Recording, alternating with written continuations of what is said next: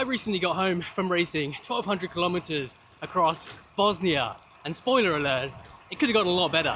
I've been home for a little over a month now, and in 2 days I'm flying to the south of Italy to race 4,000 kilometers at Via Race.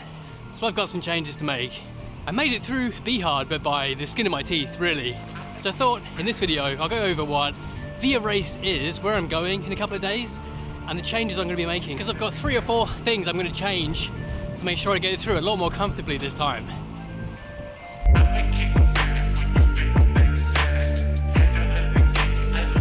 Yes, hello my friends, and welcome back to the channel and another ultra cycling related video. It is a very windy Tuesday evening, and on Thursday, this time Thursday, I'll be on my way to Bari in the south of Italy. This is a pretty exciting time of year, and the films for those races will be out in a little while when I've had time to edit them. I received a new camera today actually, so I need to get to work on learning how to use that.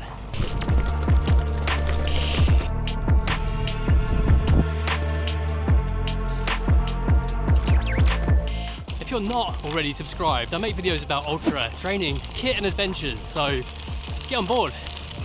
But if you are, then heads up, I'm about to go offline for a few weeks while I'm at the race. So if you're interested in seeing what happens at the race, then I do put everything up on Instagram from my phone as it's ongoing. So feel free to keep up over there, but I think I've got the link to the tracker, which I should be able to put in the description for this video if it's live. I've been pretty busy recently, but this week just started getting really excited for the race. It's always been looming, but I'm starting to really feel it now. This has been a long time coming for me. So I think in this video, I'll be brief about what VIA is. It's more about what I'm going to be changing. I'll go over briefly what the VIA race is. I'll go over some things that went really badly in Bosnia and what I'm going to change to try to rectify those issues and try to go a bit quicker in Italy and the rest.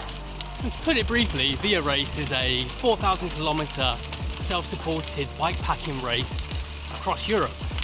It's a 3-part affair. So last year was part 1, I'm racing part 2 this year, and then next year, you guessed it, part 3. We're racing from the south of Italy in Bari and hit about 20 different gates, which are GPS coordinates, a couple of safe havens to head into, but pretty much all of the gates are just GPS coordinates with nothing really there. But we'll need to hit all of those markers as we head north through Italy, pretty much all of Italy, into the Alps, zigzagging through, going into Slovenia, Austria, Switzerland, Germany, France, all over really, zigzagging across Europe until we reach the North Sea, and then we turn south again, a couple hundred kilometers to the finish in Amerongen in the Netherlands. So that's going to be around 4,000 kilometers, and elevation wise, about 5 Everests. But actually, it's pretty similar to Be Hard, but there are some key differences to what I was up against in Bosnia. And actually in Bosnia, we only rode 1,200 kilometers, but half the elevation of Via. So that gives you an idea of how severe Be Hard was. Believe it or not, I've had this 4,000 kilometer goal in the back of my mind pretty much since I knew what endurance cycling was. I remember reading an article years ago, I think it was a Red Bull website, which listed some of the hardest races in the world, and the transcontinental race was in there. And at the time I read that article, I looked at it like the Tour de France or something, like completely unattainable. And then last year I attempted the transcontinental race and just had a freak knee injury at the start line, and I never made it past the Alps. So I really want to tick this off. I really want to get past that threshold. I don't really know what's on the other side of that threshold. I've done a lot of endurance, a lot of events. That's always been the very ceiling of what I think I've been working towards.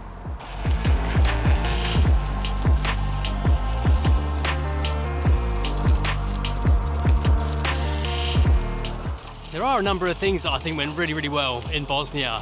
And for a start, I finished the event, and there were several times where I really felt like there was no way that was going to happen. And I think psychologically, I've come on a long way since All Points North, if you were around at that point. That was quite some time ago now, but ended up in a bit of a mess. I didn't finish the event. I scratched at a point I really shouldn't have, and I learned a lot. so I didn't scratch or be hard. I made it through, pushed through a pretty nasty psychological barrier, and felt really good for it.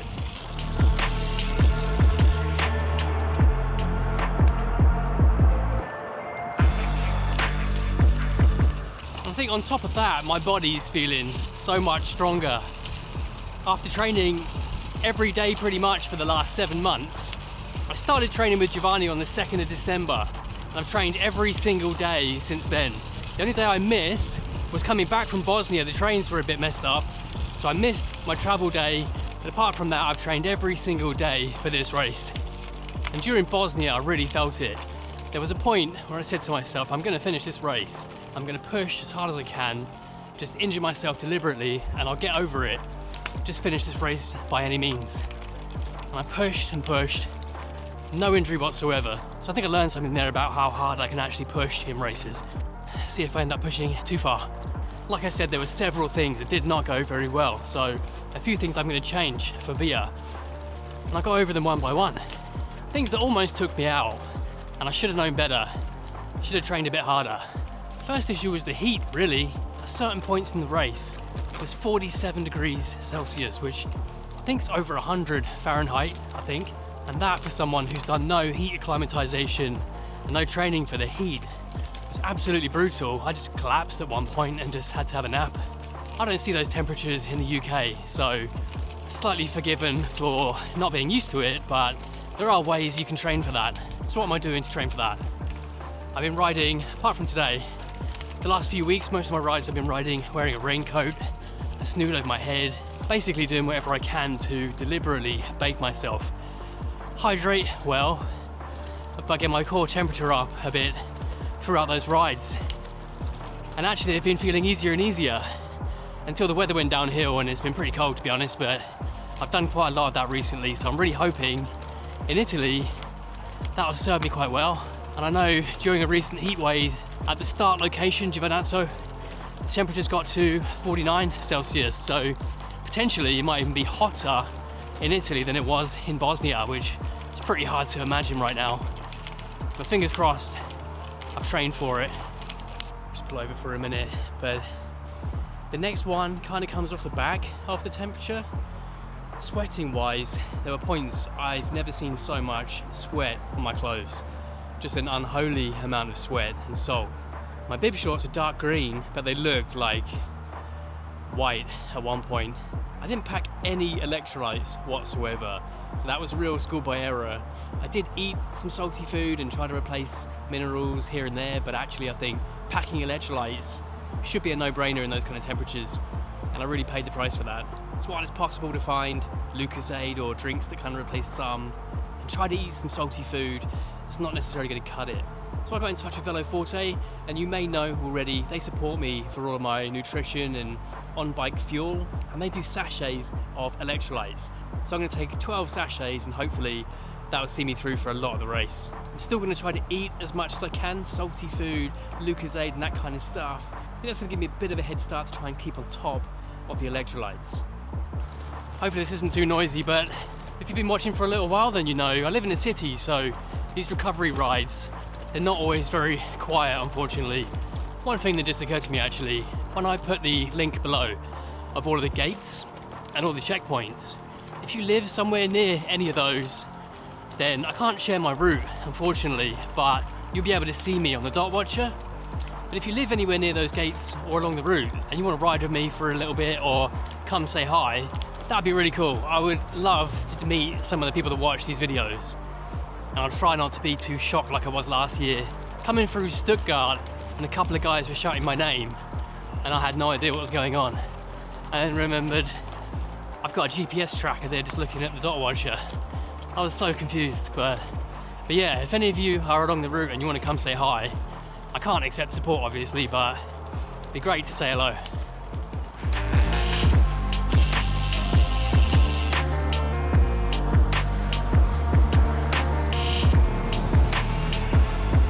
Taking you on a bit of a tour of Portsmouth today.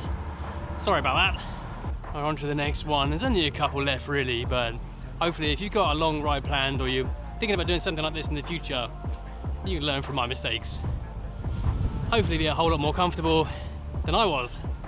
The next one, I'm realizing they're all kind of linked actually. They're all kind of related to the heat, but even if you're riding in 20 degrees, 30 degrees, you're gonna get quite sweaty. So I'm sure these are all gonna apply to pretty much all of us. So the next one, believe it or not, I rode the whole event, what was it, 91 hours on one pair of bib shorts, which in hindsight, not the best idea. But I've ridden several days with one pair of bib shorts before, give them a little wipe down and stuff, and it's all right. But when it's quite sweaty, that was a real mistake. The amount of salt crystals that accumulate in the chamois is just asking for trouble. I ended up getting saddle sores for just that reason. And although I got through, it was only 3 days, it could have been a lot worse. Where I'm heading, the race is going to take a couple of weeks roughly, maybe a bit less I hope. But one pair of bib shorts is not going to cut it, so I'm taking 2. The problem is bib shorts are not cheap. Funnily enough, a company contacted me a few weeks ago, asked if I want to test their bib shorts, cargo bib shorts, no strings attached. They don't want necessarily a review video, but I'm gonna make one. And they sent me a pair for free, just to see if they compare and if I like them. And they're pretty good. So if you want some more information on them, I will get that out pretty soon. I was a bit nervous, to be honest, about buying a second pair of Albion bib shorts. I've used Albion bib shorts for well over a year, worn them to death basically, just replaced a pair, and they're about 180 quid, roughly 180 pounds at the time I'm making this. So buying a second pair was gonna sting, and that email came just at the right time. So at some point I'll make a review on those shorts, because I don't think they're quite the same quality as the Albion bib shorts, but honestly, the Albion aren't 115 quid more. The ones that I've been sent retail for 70 quid. So it's much, much cheaper. Anyway, the point of this is I'm taking 2 pairs of bib shorts to Via, so I can clean a pair, let them dry, and rotate between 2 pairs, which I'm hoping will give me a much better chance of no saddle sores. Some of these might seem pretty obvious, but we're always trying to hone our kit, bring only what you need, what you're gonna make good use of, and that's what I'm doing. It was quite lucky having B-Hard a few weeks before Via, so I can really get my kit as ideal as possible.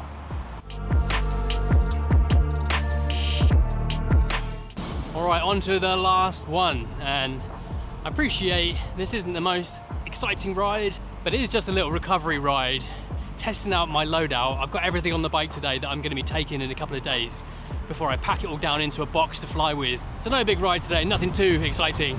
Oh, it's windy. So the last thing I'm going to be changing, tweaking before the event, is to do with strategy really. My plan was to bivvy at least half of the nights I'm out. And to be honest, I love bivvying. It's so convenient. It's so easy just to whip the bivvy bag out of my saddlebag, jump in it and sleep. But the reality is, when the weather's hot, recovery is so difficult. I do tend to get pretty good sleep in a bivvy bag, but it's the heat, being sticky inside the bag. When you're a little bit sore in places, you're just moist all over. You really need air to get to all that raw skin and heal. It's pretty amazing how much you can heal in 3 or 4 hours, but it's just so much more difficult in a bivvy bag. Then realistically, I'm going to try to bivvy as much as I can, as much as it makes sense, but actually probably I'm just going to have to bite the bullet, pay for more hotels, even though it pains me, I'll only be in them for 3 or 4 hours, but then the recovery is so much better. So there we go, those are the main things I'm going to be changing before going into the event. There are a few much smaller tweaks, but not really worth going into those on here. So hopefully, if you're planning an event of your own, then these will help you. And maybe you're smarter than I am and you're already getting all those things right. But let's see what happens in Italy. It's only a few days now till the start. Flying on Thursday, and then it's my birthday on Friday. So I'm hoping to have a good day Friday, celebrate my birthday. I really want a really good lasagna and a really good tiramisu. And if I can get those ticked off before we start the race, I'll be happy.